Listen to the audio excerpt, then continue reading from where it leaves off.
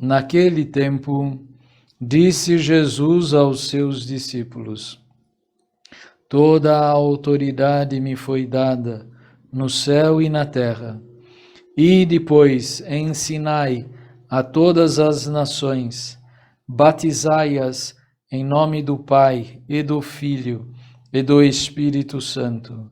Ensinai-as a observar tudo o que vos mandei. Eis que estou convosco todos os dias, até o fim do mundo. Per evangelita dicta, deleantur nostra, delita.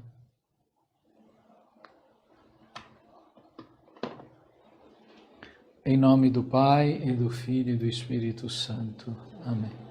Meus caríssimos irmãos em nosso Senhor Jesus Cristo, queremos também incluir, é sempre incluída interiormente, mas é bom sempre falar também em público, as intenções de todos os que estão participando desta missa transmitida, a transmissão desta missa, e nas intenções do Santo Padre o Papa, nosso Bispo Dom José, Bispo da Diocese de São José dos Campos, pelos bispos e sacerdotes do mundo inteiro. Para nós hoje, essa grande solenidade da Santíssima Trindade é a primeira pergunta do Catecismo: quem é Deus? É também a essência de toda sobre a qual está construída toda a nossa fé, a nossa religião, e todo o nosso pensamento, todo o nosso raciocínio, toda a nossa inteligência encontra no mistério da Santíssima Trindade a base sólida sobre a qual nós construímos toda a nossa vida, sobre a qual o homem consegue, compreender da melhor maneira possível tudo aquilo que é compreensível. Porque, claro, Deus é um Espírito perfeitíssimo, infinito e eterno, todo-poderoso, Criador do céu e da terra. E, portanto, pela sua própria natureza, ele vai infinitamente além das nossas possibilidades. Todavia, como ele nos criou, a sua imagem e semelhança, então tudo o que tem Deus, nós temos também, só que de proporção. Deus é um Espírito perfeitíssimo. Nós temos uma alma humana, que é também um Espírito. Deus é todo-poderoso, portanto tem uma vontade livre. O homem é dotado também de uma vontade livre, limitada pelo espaço, pelo tempo, pela sua força, pela sua capacidade, mas tem. Deus é infinitamente inteligente. O homem também é inteligente, mas a sua inteligência é limitada, a de Deus, não é? E assim, tudo o que Deus tem em infinito, nós temos em limitado. Mas isso não nos impede de nos maravilharmos com a sua perfeição, de nos maravilharmos com a inteligência de Deus, com a bondade de Deus, não é? E de nos acharmos a razão da nossa existência na própria essência de Deus. Então é preciso que o nosso conhecimento de Deus seja cada vez mais solidificado em nossa alma, que passe pela nossa inteligência, que passe pela nossa vontade, depois que se deixe iluminar pela fé, porque Deus falou quem Ele é, Ele se revelou a nós. Eu não consigo entender, compreender até o infinito, porque ele vai além da minha possibilidade. Mas a minha inteligência é capaz de compreender que existem coisas que têm um tamanho ou possuem um tempo que eu não posso calcular. Isso a nossa inteligência é capaz, desde pequenininhos, não é?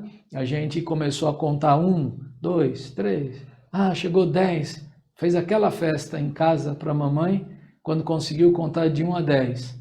Mas aí quando descobriu que existe números para frente do 10, aí foi do 11 ao 20, do 20 ao 30, do 30 ao 300, do 300 ao 1000, do 1000 ao 10.000, tem crianças que ficou contando aí, não é? A vida inteira. Mas a gente sempre não tem fim, não tem fim. Os números são infinitos. A gente ouviu isso nas primeiras aulas de matemática.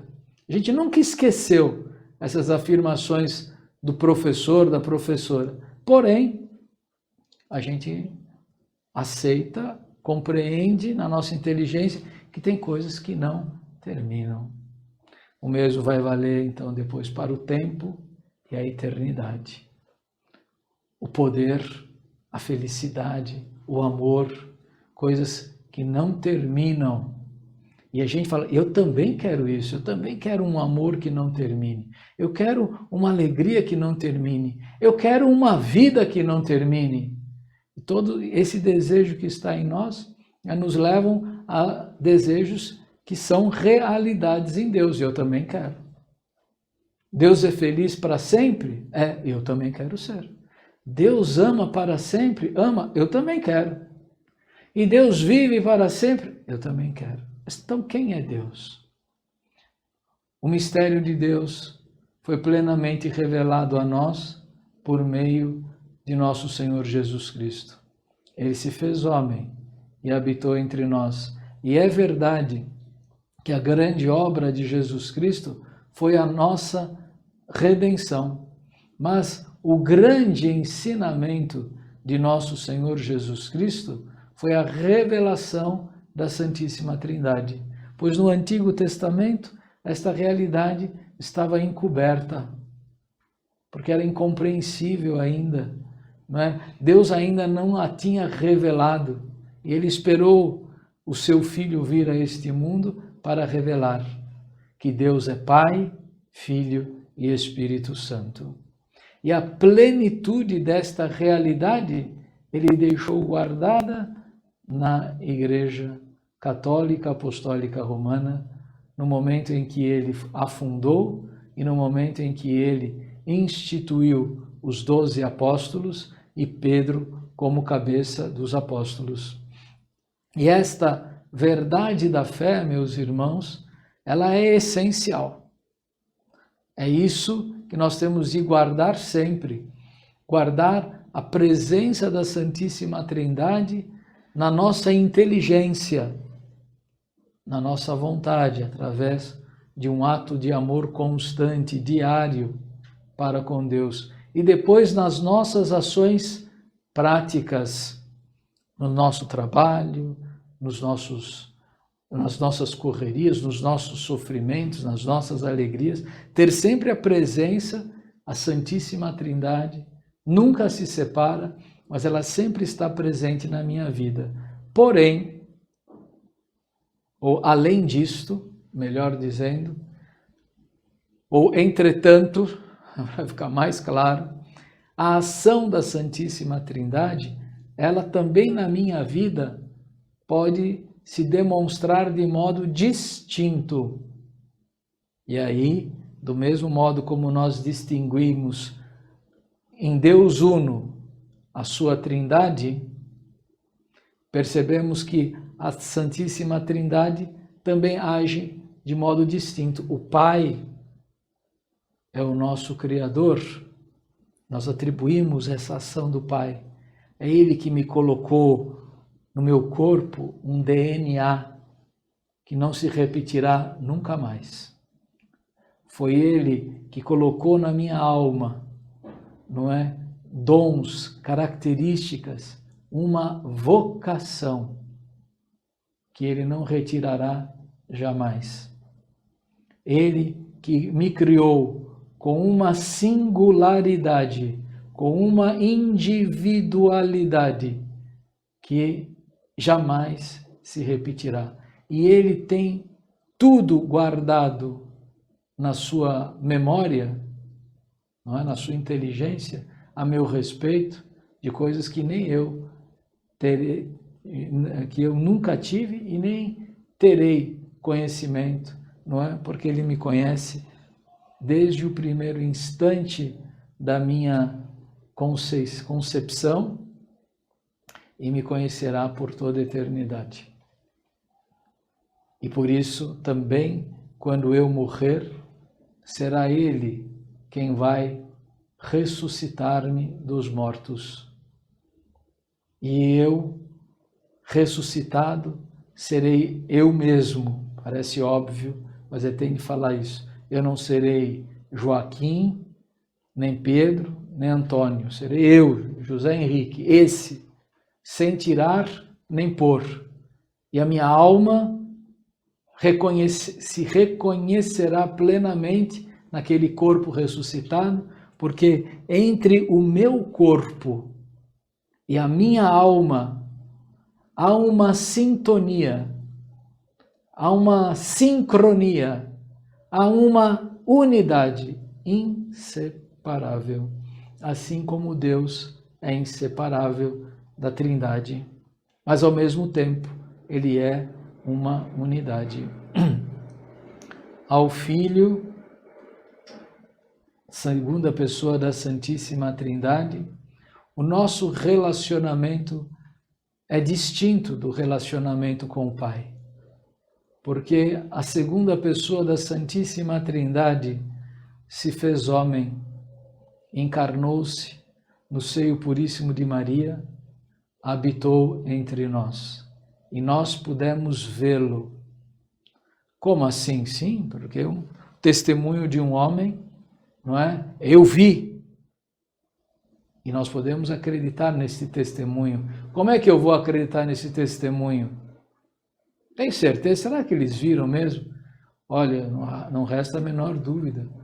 Quando alguém falou, se você afirmar que existe, você morre. E eles, eu prefiro morrer do que negar a existência de Cristo. E assim, o testemunho dos apóstolos, o testemunho dos mártires, o testemunho de milhões e milhões de pessoas que seguiram a doutrina de Cristo, nos é sim um testemunho vivo de que Ele viveu entre nós.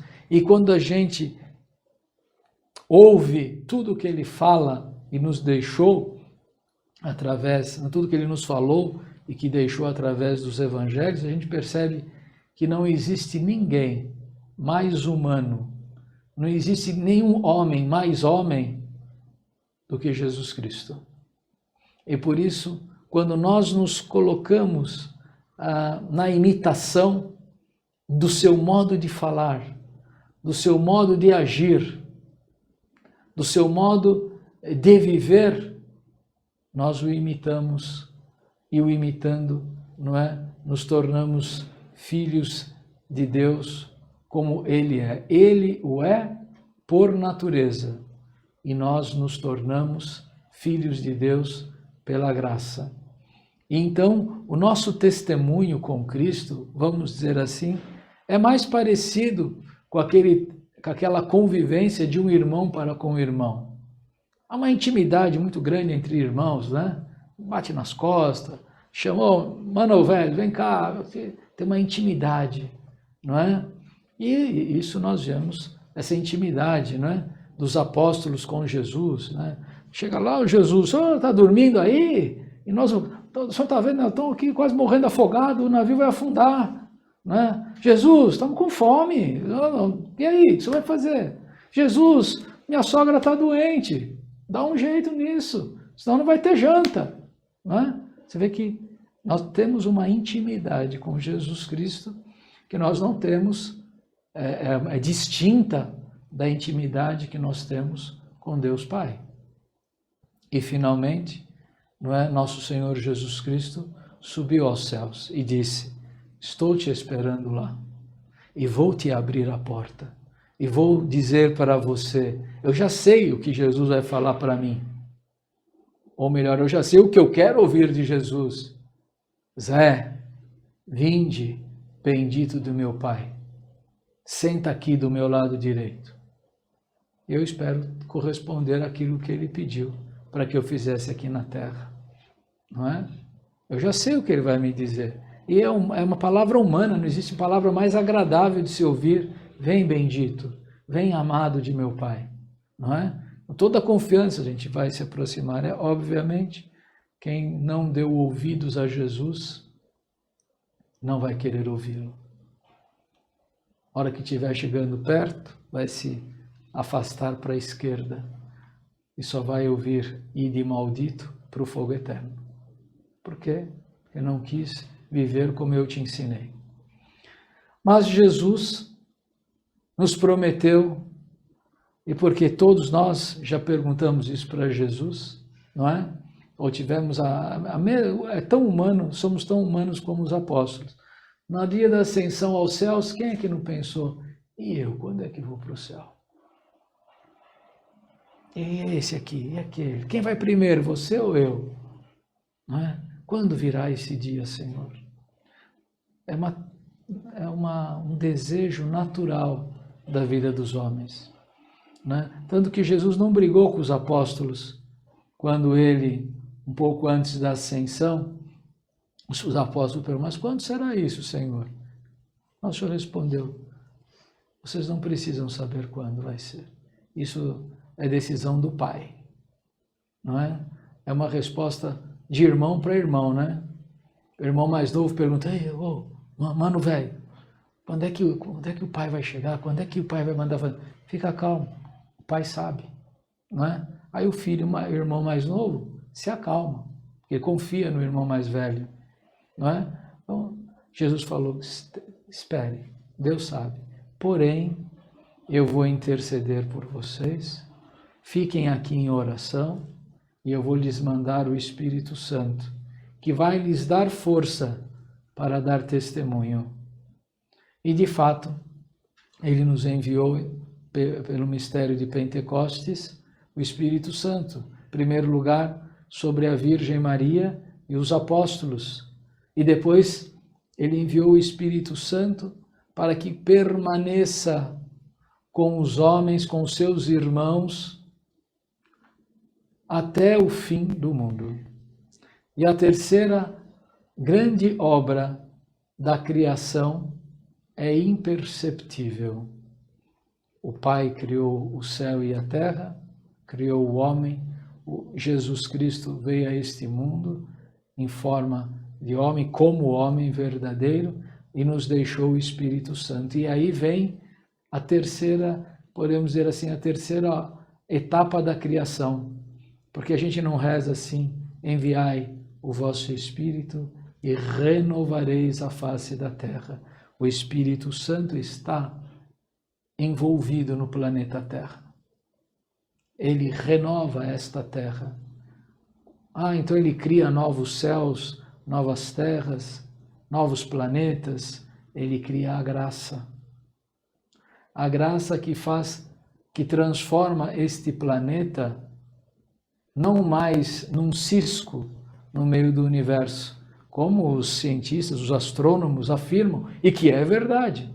Quando você pega o tamanho da Terra e compara com outros planetas, quando compara com o Sol, não é? A Terra vira um cisco de areia. Vale a pena observar essas fotografias, não é? Esses gráficos que põem assim, o Sol, uma bola de futebol, a Terra, um cisco, não é menos que um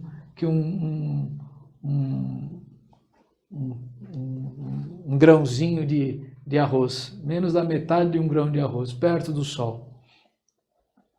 E o Sol perto de outros planetas, então, e aí vai. Porém, não tem lugar no universo que tenha sido tão valorizado pela graça de Deus. É bonito, não é? Porque nosso Senhor não fala para nós fazermos isso. Quem se humilha será exaltado. Quem se exalta será humilhado. Um dia, o grande sol vai desaparecer. Mas daqui da terra, todos nós vamos levar alguma coisinha daqui para o céu, porque Deus vai nos ressuscitar, não é? E nós, a ressurreição vai ter um elemento da matéria. E Deus, eu não tenho nada, nenhum pedacinho do sol no meu corpo, mas eu tenho alguns grãos de terra deste planeta. Então este planeta é realmente maravilhoso. Não por ele mesmo, porque comparado com os outros, ele é o mais humilde, é o menor, né? É o menor dos pequeninos. Pela graça de Deus, se tornou o centro do universo. Pela graça de Deus, se tornou o local onde Deus quis mostrar-se e deixar-se ver.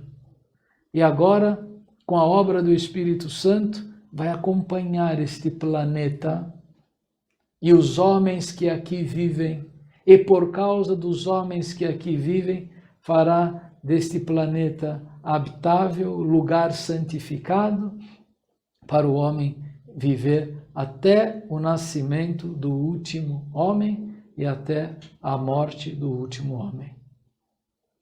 E a todos estes homens, o Espírito Santo estará acompanhando com a sua graça. Isto é muito bonito para nós compreendermos este profundíssimo mistério da Santíssima Trindade, que o povo escolhido do Antigo Testamento não é capaz de compreender na plenitude porque não aceitou o Messias. Reconhecem que Deus é o Criador. Reconhecem que Deus é uno, mas não conhecem que Deus é trino. Esta realidade também de povos já do Novo Testamento, mas que tem a fé na existência de um único Deus, mas esse Deus não é aquele Deus de Abraão. Também aqui a figura é incompleta, porque não consegue reconhecer a Trindade de Deus. É preciso ter uma forte noção dessa realidade da Santíssima Trindade.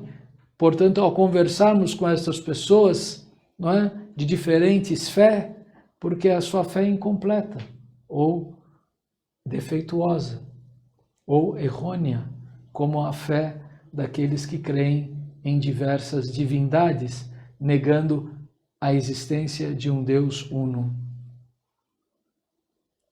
Pensam que existem vários deuses e aí acabam também se distanciando.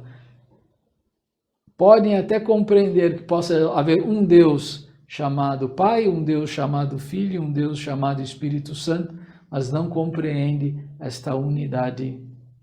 E acabam ampliando, não para 3 deuses, mas para milhares de deuses, não é? E se perdem, né? Se confundem e se atrapalham na concepção da divindade. E por isso a nossa fé tem de ser bem sólida e capaz de argumentar, de mostrar a estas pessoas que acreditam na existência de uma divindade, mas a sua compreensão é defeituosa, é errônea, é incompleta, está misturada, né? É uma água limpa que foi misturada com água turva e aí se cria uma certa confusão. É preciso ter uma noção bem exata de Deus ao conversarmos com aquelas pessoas que não acreditam na existência de uma divindade. É verdade que a maior parte das pessoas que não creem na existência de Deus, não creem justamente porque ao terem contato com pessoas que falavam de uma divindade, de um modo incompleto, imperfeito ou defeituoso, diziam: eu não consigo acreditar nesta divindade.